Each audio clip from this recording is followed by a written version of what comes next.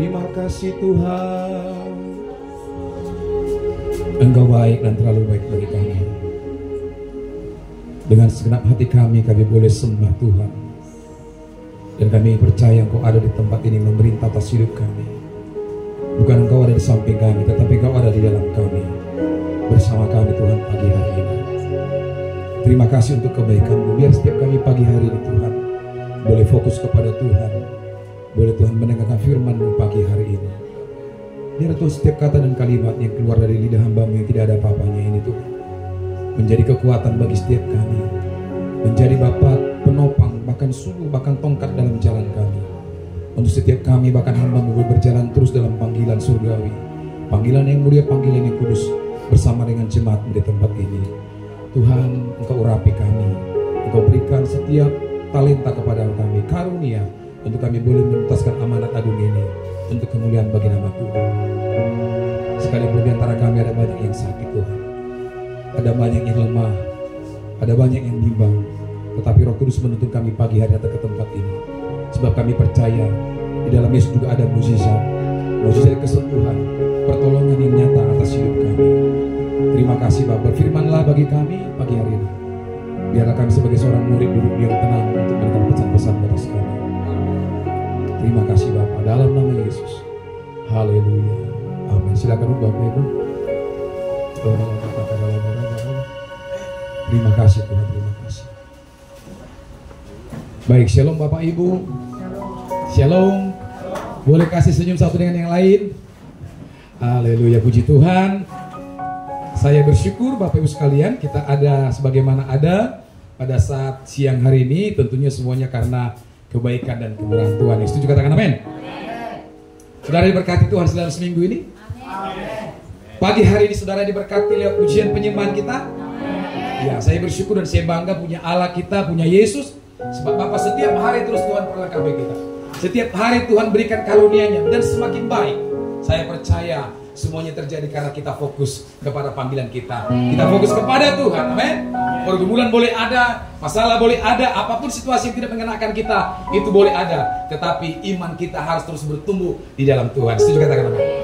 Nah, saudara kasih Tuhan, pagi hari ini saya ingin mengingatkan dan menyampaikan beberapa hal yang Tuhan taruhkan dalam hati saya tentang bagaimana menuntaskan amanat agung, bagaimana kita bermisi, bagaimana kita menginjili sebagai anak-anak Tuhan, sebagai jemaat Tuhan. Jadi kita hamba Tuhan, saudaraku, tidak lagi sebagai jemaat yang biasa-biasa, yang datang duduk diam, tetapi kita semuanya menjadi jemaat yang luar biasa, yang bergerak untuk menyatakan tahun rahmat Tuhan, jalan keselamatan kepada setiap orang. Nah, saudara dikasih Tuhan, saya mau bertanya buat kita semuanya, ya, kapan terakhir saudara menginjili? Kapan terakhir saudara memberitakan firman Tuhan kepada orang lain? Masih adakah dalam minggu ini?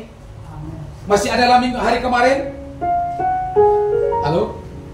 Ya, kapan? Nah, mungkin lebih gampang kita menjawab, kapan kita terakhir membaca Alkitab? Kapan kita terakhir datang ke gereja? Itu kita tahu, minggu yang lalu, atau hari Rabu yang kemarin, atau Sabtu kemarin kami masih doa. Tetapi mungkin ini sangat berat ketika ada pertanyaan, kapan terakhir kita menginjili? Kapan kita terakhir bersaksi? Kapan kita terakhir mendoakan orang? Ya, itu salah satu pertanyaan yang berat. Karena apa? Itu merupakan tuntutan, ya, yang tidak mengenakan secara, saudaraku, daging dan tubuh kita. Amin. Ya, setiap anak-anak Tuhan harus terpanggil untuk menyampaikan kabar baik kepada setiap orang. Nah, mari kita buka Matius 28, 18, 19, 20. Kita buka Alkitab kita masing-masing, saudaraku. Matius pasal 28, ya, ayat 18, 19 sampai ayat yang ke-20. Yang sudah ketemu katakan amin. Ya, yang lain masih belum, kita tunggu sama-sama, saudara. Ya, sudah ketemu, mari sama-sama baca bersama saya dalam hitungan 3, 4, 2, 1. Ya. Yesus mendekati mereka dan berkata, kepadaku apa? Telah diberikan segala kuasa di surga dan di bumi. 19. Karena itu, pergilah, jadikanlah semua bangsa muridku dan baptislah mereka dalam nama Bapa, Anak dan Roh Kudus. 20. Yang telah kuperintahkan kepadamu, Dan ketahuilah, aku menyertai kamu senantiasa sampai kepada akhir zaman. Nah, saudaraku, ini disebut oleh gereja adalah amanat agung. Pesan dan perintah. Amanat berarti ada sesuatu hal yang harus dieksekusi. Ada sesuatu hal, pesan yang harus dilakukan. Sebelum Yesus terangkat ke surga, dia berpesan ya, bahwa kepadaku diberikan kuasa di surga dan di bumi. Jadi kalau semua bangsa muridku, baptislah mereka, dan ketahuilah, aku menyertai kamu, saudara saya, bukan hanya pendeta, bukan hanya sintua, bukan hanya pengerja, tetapi apa? Semua orang yang percaya. Katakan percaya. Amin. Nah, gereja kita gereja yang bermisi. Gereja kita gereja yang jemaatnya aktif mengabarkan firman Tuhan, aktif bersaksi, aktif berdoa dalam pujian dan penyembahan. Nah, saudara kekasih Tuhan, ini semua adalah panggilan kita yang benar-benar harus kita lakukan. Jadi saudara jemaat Tuhan di tempat ini, kita semua hamba Tuhan, saya pastikan saudara dan saya menginjili, menyampaikan kabar baik setiap hari. Katakan setiap hari. Ya, ini kesudahan akhir zaman. Tanda-tanda zaman itu sudah banyak, saudara. Tanda-tanda akhir zaman itu, Kristus mau datang itu sudah banyak. Kita lihat itu, saudara, nabi-nabi palsu. Ya, orang tidak lagi menerima pengajaran sesuai kebenaran firman Tuhan, mengumpulkan guru-guru yang mengenakan telinganya, ya, menyampaikan kebenaran, mereka marah. Apalagi orang anak-anak tidak lagi menghormati orang tuanya. Banyak tanda terjaman. Dalam Alkitab disebutkan, diliskan itu, saudara. Nah, kita, saudaraku, harus memberitakan ini supaya sebelum mereka meninggal, sebelum Tuhan datang kepada mereka, mereka diselamatkan. Amin. 1 minggu yang lalu saya berdoa untuk seorang ibu yang sekarang kurang lebih 2 minggu lebih sakit dan tidak sadarkan diri. Puji Tuhan, doa saya, Tuhan, kalau Tuhan ya berikan waktu berdoa untuk dia, saya yakin dia pasti selamat. Nah, kami doa Sabtu di sini itu hampir terlupa dan diingatkan oleh Roh Kudus, makanya Sabtu kita pergi berdoa untuk ibu ini, saudara. Tidak sadar sama sekali lagi. Napas satu-satu, dibantu oksigen, mungkin tekanannya sudah kuat. Karena ketika saya pegang pipinya, itu oksigen sudah mengenai tangan saya dengan kencang. Saya tahu itu keras untuk memompa udara masuk kepada paru-paru dan jantungnya. Saya kumpulkan anak-anaknya, saudaraku yang dikasih Tuhan. Saya arahkan untuk salib pengampunan satu yang lain, melepaskan pengampunan kepada ibu ini. 2 minggu gak mati-mati, saudara. Semua terganggu anak-anak karena bekerja, menderita. Ya, mau mati aja menderita, saudara. Ya. Akhirnya setelah saya berdoa kumpulkan anaknya, lepaskan pengampunan, ya, satu yang lain kepada orang tuanya ini, saudara. Maka di mana tempatnya? Kami pergi ke ruang ICU. Di ICU saya lihat semua alat sudah dipasang. Hari itu saya menginjili di situ kepada mereka, kepada ibu ini. Saya bilang, ibu, engkau mungkin tidak sadar, tetapi telingamu masih dengarkan saya. Ya, hari ini aku datang mau menyampaikan firman Tuhan supaya kau diselamatkan. Karena ibu ini memang sesuatu keduniawian. Ya, akhirnya saya bisikkan, saya arahkan minta pengampunan, kemudian kita arahkan terima Yesus, dan saya berdoa untuk dia. 2 minggu perjamuan kursi tolak dari gereja lain, ya, saya percaya itu waktunya Tuhan. Dia menunggu saya dan istri, kita doakan, dan puji Tuhan, hari Minggu dia dipanggil oleh Tuhan. Istri senang, saya percaya dia selamat. Ya, saya percaya ibu ini 75 tahun dia selamat. Saudaraku, umur manusia, Alkitab katakan dalam Mazmur ya 37, hanya 70 sampai 80 tahun, selebihnya penderitaan. Nah, saudara, kita bergunakan waktu kita menginjili. Ya, tidak semua mendapat karunia seperti ibu ini, walaupun 75 tahun, tapi masih memberikan kesempatan untuk bisa kita doakan dan dosanya diampuni. Amanat agung ini, saudaraku, kita tidak bisa lakukan tanpa penyertaan Roh Kudus. Tadi pujian penyembahan kita dibawa oleh Bapak Poel luar biasa. Ya, Roh Kudus terus kita menyembah Roh Kudus. Karena apa? Tanpa Roh Kudus, saudaraku, Yesus kan tidak lagi di dunia ini. Dia sudah terangkat ke surga, tapi dia mengutus Rohnya untuk menyertai kita, memberikan kekuatan, bahkan memberikan kuasa ketika hari Pentakosta di Kisah Rasul pasal 1 ayat 8. Sama-sama kita baca. Kisah Rasul 1 ayat 8. Nah, ini ayatnya, saudaraku, untuk kita bisa boleh menginjili. Jangan takut, saudara. Engkau disertai, engkau diberikan kuasa, engkau diberikan kekuatan. Ya, tanpa urapan Roh Kudus, tanpa hadirnya Roh Kudus dalam hidup kita, maka kuasa itu tidak akan bisa kita lakukan. Tidak bisa kita menginjili. Amin. Kita bisa menginjili hanya karena karunia dan kuasa Roh Kudus. Sama-sama kita baca, saudara, 1, 2, 3 ya. Tetapi kamu akan menerima apa? Kuasa. Kalau Roh Kudus turun atas kamu, dan kamu akan menjadi saksiku di Yerusalem dan di seluruh Judea dan Samaria dan sampai ke ujung bumi. Nah, Tuhan Yesus mempersiapkan murid-murid sedemikian rupa. Mereka manusia biasa, sama seperti saudara dan saya, bahkan dari nelayan. Ya, pekerjaan-pekerjaan dunia dipanggil, tidak sama sekali memiliki pengetahuan apa-apa tentang ketuhanan, saudara. Ya, dianggap, bahkan saudaraku, diasingkan, mungkin tidak dianggap dunia ini. Tetapi pada hari Pentakosta, Roh Kudus tercurah, maka akan terjadi, mereka memiliki kuasa, mereka menerima kuasa dari Roh Kudus. Selama 3,5 tahun mereka bersama dengan Tuhan. 3,5 tahun mereka diajari tentang bagaimana menyenangkan Tuhan, tentang bagaimana menyembah Tuhan, tentang bagaimana beribadah, hidup kudus. Itu diajari oleh Yesus selama 3,5 tahun. Mereka dikucilkan, mereka diasingkan, tetapi Roh Kudus, Ia selalu menguatkan mereka. Mereka tidak bimbang, mereka tidak ragu. Itu pada hari Pentakosta pertama di Yerusalem, di Upper Room. Ya, 303.000 orang bertobat. Ya, itu baru 3.000. Ya. Nah, kemudian setelah itu ada Pentakosta kedua, 1901 di apa? Di Azusa Street, yang dilayani oleh hamba Tuhan William Seymour. Ini Pentakosta kedua dahsyat, saudara, yang terjadi di Amerika. 700 juta orang dipakai oleh Tuhan untuk mengabarkan Injil. Bayangkan, dari 3.000 yang pertama, yang kedua 700 juta. Itulah hari kegerakan Pentakosta dan karismatik. Amin. Nah, ini saudaraku, hari-hari ini sedang dinyatakan oleh Pastor Niko, gembala senior kita di Jakarta, bahwa akan terjadi Pentakosta yang ketiga. Dan ini saudaraku, ada banyak faktanya. Sebenarnya Pak Niko bukan Roh Kudus bicara kepada dia sebagai motivator, bukan. Dia hanya mengumpulkan nubuatan-nubuatan dari Sidney Jacob, dari pastor-pastor yang di Amerika dan Australia. Bagaimana Pentakosta ketiga ini akan terjadi, ya, untuk menuntaskan amanat agung. Akan terjadi Pentakosta ketiga, dinubuatkan tahun 2033, bukan menubuatkan tahun 2033 Yesus datang. Tetapi itu visi gereja Tuhan 2033, ketika pencurahan Roh Kudus yang dahsyat, akan banyak orang yang diberikan kuasa untuk menuntaskan amanat agung sebelum Yesus datang untuk kedua kalinya. Tepuk tangan bagi Tuhan. Amin. Nah, saudaraku, kalau di luar sana saudara mendengarkan, kok ada Pentakosta pertama, kedua, ketiga?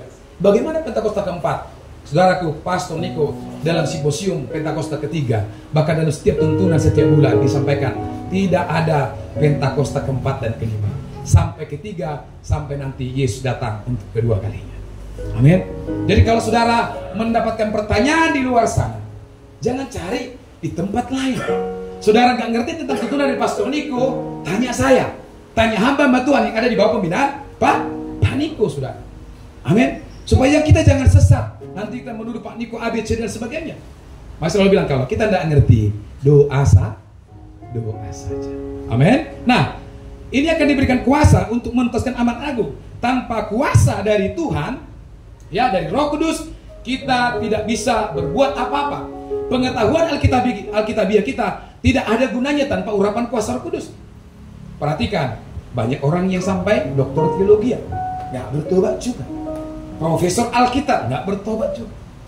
Ya, tanpa pengurapan Roh Kudus. Beberapa tahun lalu saya ikut seminar tentang penterjemahan Alkitab, 4 atau 5 tahun yang lalu. Dia penterjemah Alkitab apa ini, dan dia tahu 4-3 bahasa. Dan dia bilang mengenai baptisan itu tidak sesuai dengan apa yang kita lakukan. Dia bukan dari karismatik. Wajar saja, saudara. Ya, tetapi kita percaya baptisan Yesus, baptisan Roh Kudus, ya, itu adalah bagian daripada pelayanan kita. Amin. Amin. Nah, jadi harus menerima kuasa supaya kita menjadi anak-anak Tuhan yang mampu menginjil, yang mampu bersaksi. Ya, jadi orang dipenuhi Roh Kudus gampang. Kita tahu dia akan bersaksi kemana saja. Saya di Pekanbaru, Bapak Ibu, juga bersaksi kepada teman-teman, bercerita tentang kebaikan Tuhan. Ada teman satu pelayan pendeta juga, kita bercerita tentang pelayanan kita.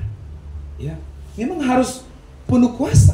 Tanpa kuasa Roh Kudus itu, saudaraku, kita tidak bisa berbuat apa-apa. Jadi Roh Kudus itu bekerja di awal Pentakosta pertama adalah sangat masif. Yang dipakai adalah glosalia karunianya, bahasa roh. Inilah tanda-tanda orang dipenuhi Roh Kudus. Ini karunia. Ya, kalau juga Tuhan berikan, jangan marah. Tapi saudara harus rindu. Yang belum nih, yang belum dikaruniai glosalia karunia bahasa lidah, saudara harus rindu dan merindukan sampai kita mendapatkannya, sampai kita dikaruniainya. Amin, saudara. Ya, tanpa itu kita tidak dapat menerima kuasa. Amin. Kisah Para Rasul 3 Bu, ayat 6 sampai 7.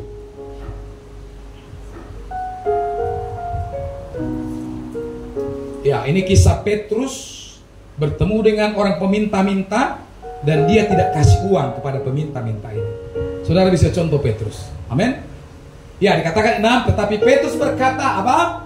Emas dan perak tidak ada padaku, tetapi apa yang kau kupunyai, kuberikan kepadamu. Demi nama Yesus Kristus, orang Nazaret itu, berjalanlah. Ayat 7. Lalu ia memegang tangan kanan orang itu dan membantu dia berdiri. Seketika itu juga kuatlah kaki dan mata kaki orang itu. Ini kejadiannya setelah Petrus menerima kuasa Roh Kudus.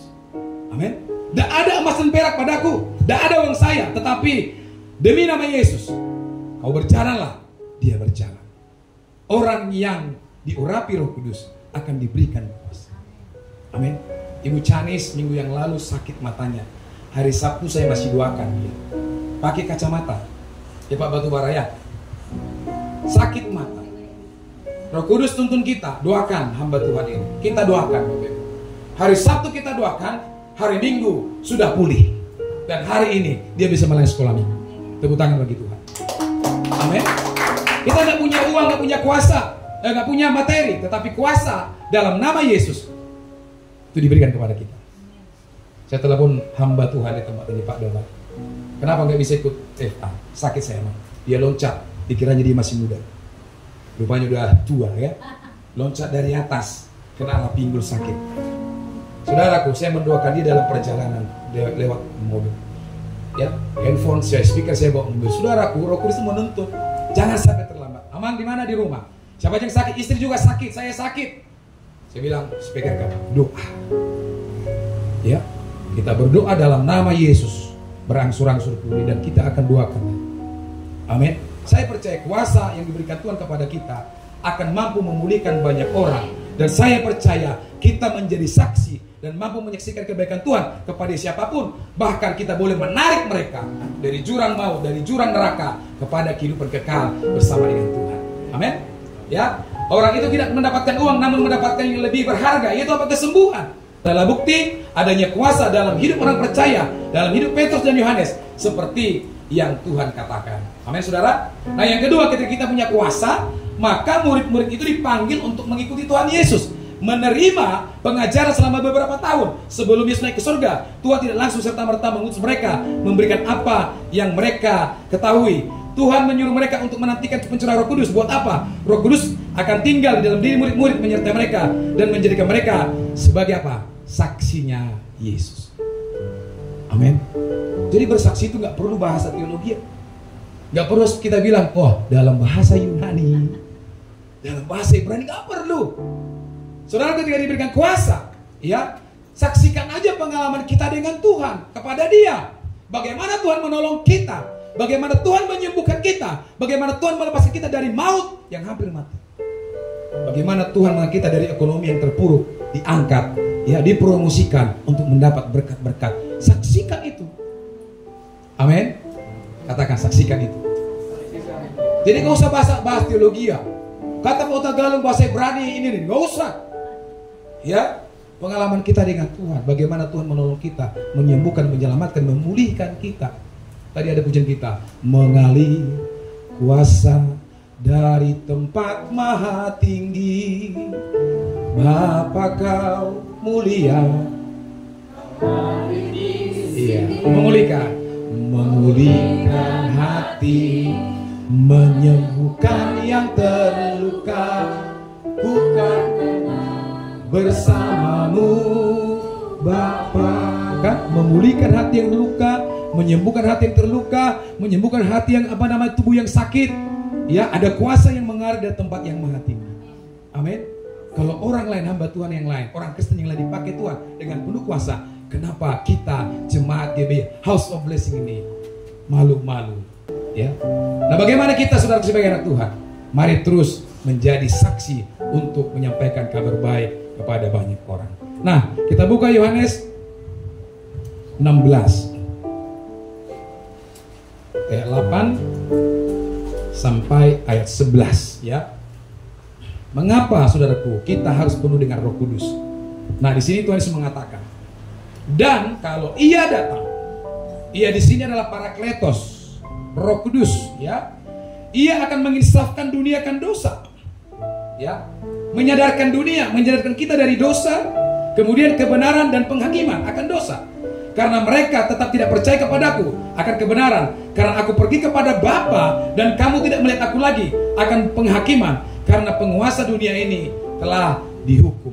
Jadi ini tugas Roh Kudus, menginsafkan.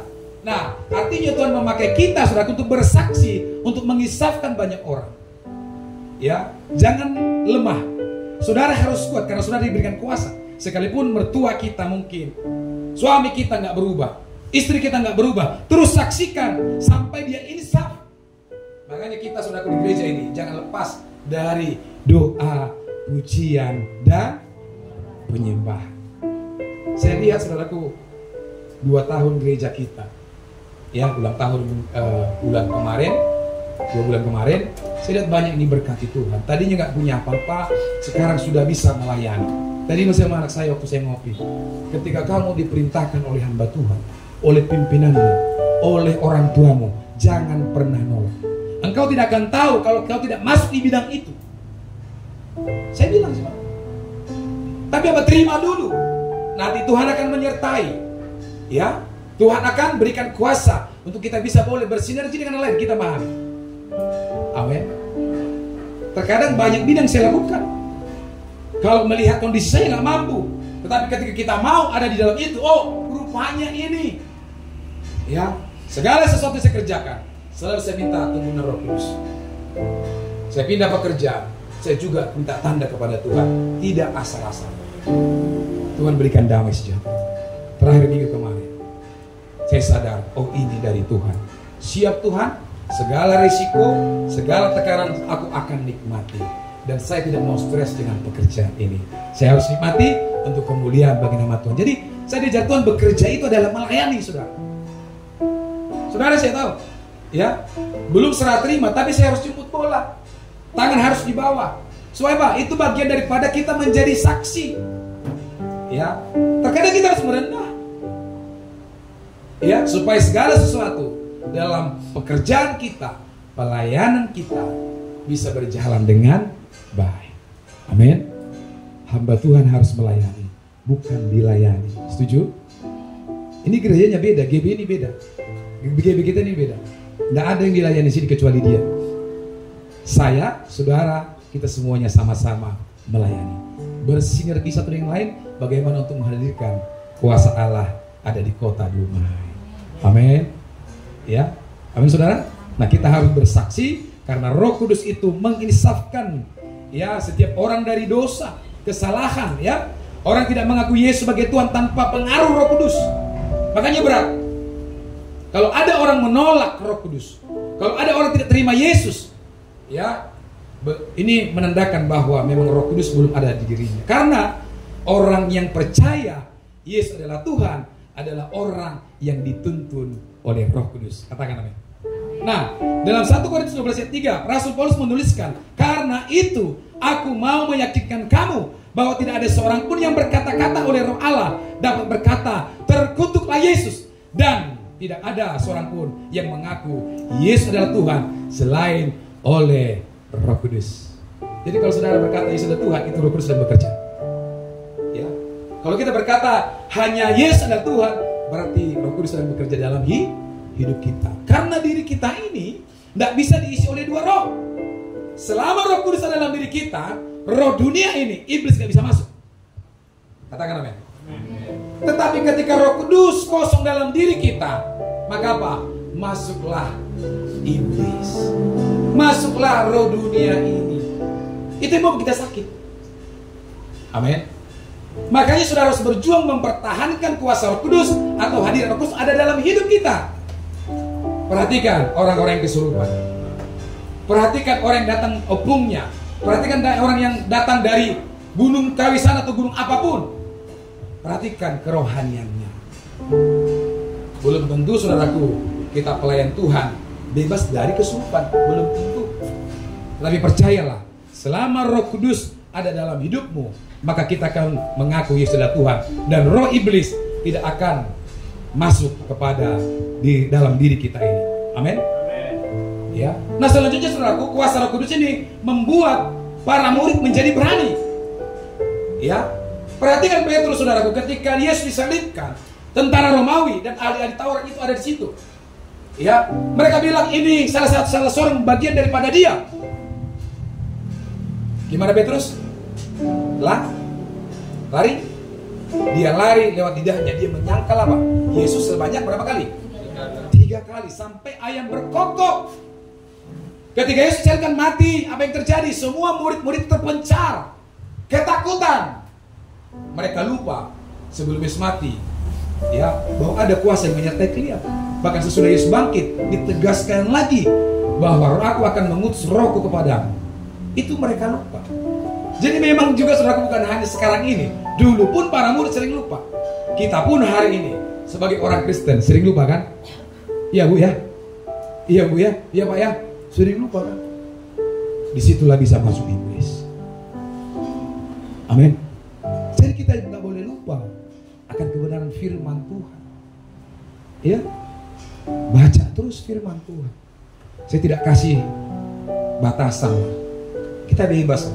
Yang penting dalam satu hari itu jangan sampai kita nggak baca firman Tuhan. Semalam dibahas tentang lebih baik satu hari di pelataranmu, terus daripada 1000 hari di tempat lain. Katakan memujimu,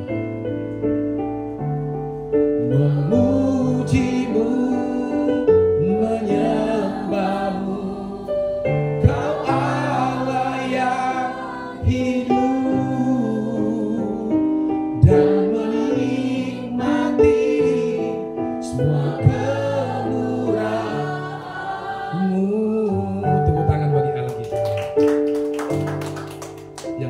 Yang ikut 2 pelayan semalam, di mana itu tertulis Mazmur berapa? Yang jauh. Mazmur berapa? 84. Ayat berapa? Ayat 10 ya, 12 dan itu sebagainya.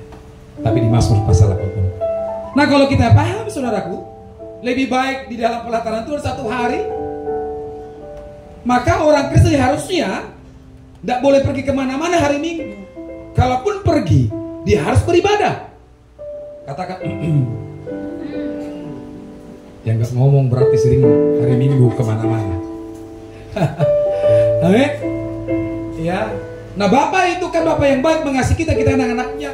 Dia ingatkan kita. Kenapa? Saya bukan marah saudaraku, tapi saya harus berbuat duluan. Saya kemana-mana di hari Minggu, di daerah manapun, baik bekerja, baik acara keluarga, baik acara, saya pasti akan ibadah. Amin. Jadi hidup Kristen sebagai murid-murid Tuhan harus punya komitmen. Kecuali emergensi bekerja, itu pun kalau saya kerja dulu hari Minggu, saya buka YouTube, saya live dengan Pak pusat kita, GBT Rutungko. Jadi banyak cara saudaraku. Karena tuntunan sekarang dari GBBPP itu adalah memakai teknologi untuk kemuliaan Tuhan. Saya baca semalam tentang bagaimana menara Babel itu dihancurkan oleh Tuhan. Karena apa? Mereka punya segala sesuatu, tapi tidak dipakai untuk kemuliaan bagi nama Tuhan. Babak belur itu menara Babel. Jadi jangan mau babak belur. Hari Minggu semua acara adat, pesta cancel lah. Amin. Aku mau ibadah. Ini handphone saya silent itu. Ya, supaya jangan ada telepon orang. Saya mau fokus 2 jam saja ke Tuhan. Tadi hampir semua bahas juga kerja. Roh Kudus bilang, hanya 2 jam saja. Gak bisakah kau persiapkan khotbah? Ya.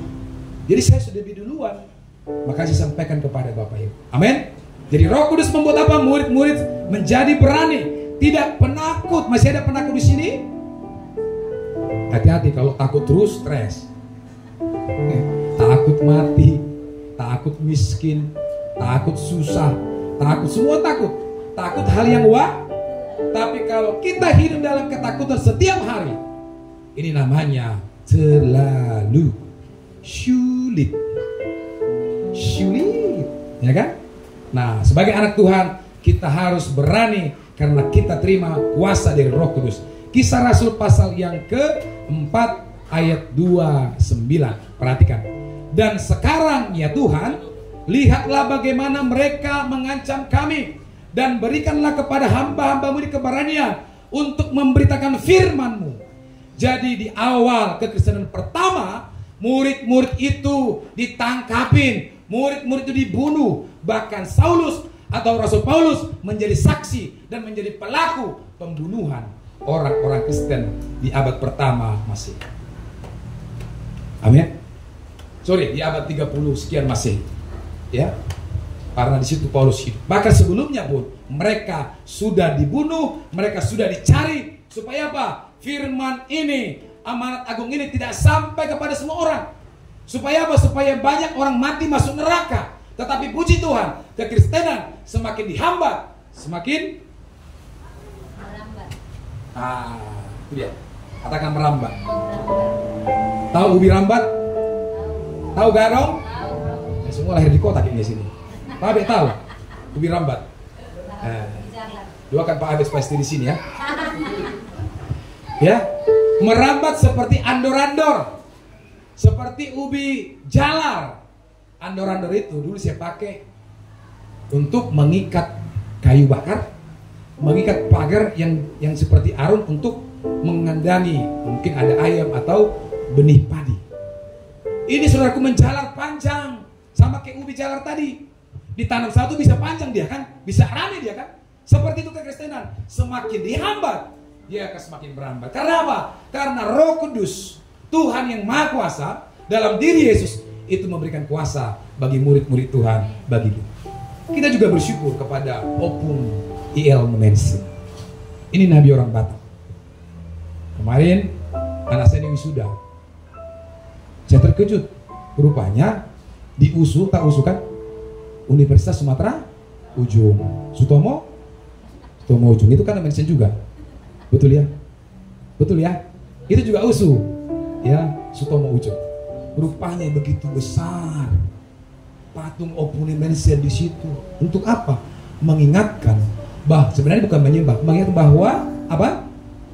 Lewat pribadi dia yang diutus oleh Tuhan dari Jerman, sampailah berita keselamatan untuk orang Batak. Kemudian apa? Enak dia menginjil ke tanah Batak. Dari kampung kami, dari Siatas Barita, dia lihat lembah Lurah Silindung ini. Dia datang di situ. Orang Batak, raja-raja Batak yang sakti-sakti juga nggak suka. Losung terbang. Kalau piring terbang itu di rumah.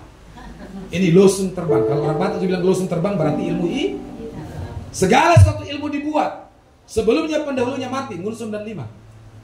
Tetapi juga darah-darah mereka termasuk Momensen, darahnya menjadi pupuk keselamatan untuk saudara dan saya. Amin. Dia pahlawan iman. Minggu lalu saya tentang pahlawan iman bagi orang Batak sampai hari ini. Ya, bukan hanya HKBP, kita juga mengenangnya sebagai orang Batak. Dia tidak takut pergi dari Jerman lewat kapal berbulan-bulan dari Eropa, sampailah di dataran Sumatera Timur. Kemudian berbulan-bulan dia berjalan kaki, sampailah di Siatas Barita. Termasyurlah nama Yesus. Ya, mungkin kata ini belum ada pada zaman itu. Jesus for everyone. Jesus for orang Batak. Ya kan? Semua suku ya diselamatkan juga karena bagian daripada kuasa Roh Kudus yang bekerja dalam diri Momensen. Amin. Amin. Jadi apa saudaraku maksudnya? Apa tujuannya mulai hari ini? Dalam pelayanan kita, walaupun ada visi tahun 2033 di mana akan terjadi kegerakan Pentakosta yang ketiga secara besar-besaran, ya, kita harus terlibat di dalamnya. Saya, saudara, kita semuanya harus bekerja menginjili. Tetapi perhatikan, tanpa ketiga hal tadi kita tidak bisa berbuat apa-apa. Amin. Saya bersyukur kalau itu saya ini bawa pariban saya ini, bawa ibu ini ke sini, itu bagian dari para penginjil. Kalau saudara melayani orang tuamu, Itu bagian daripada penginjilan. Saya bawa bapak mertua saya ke sini.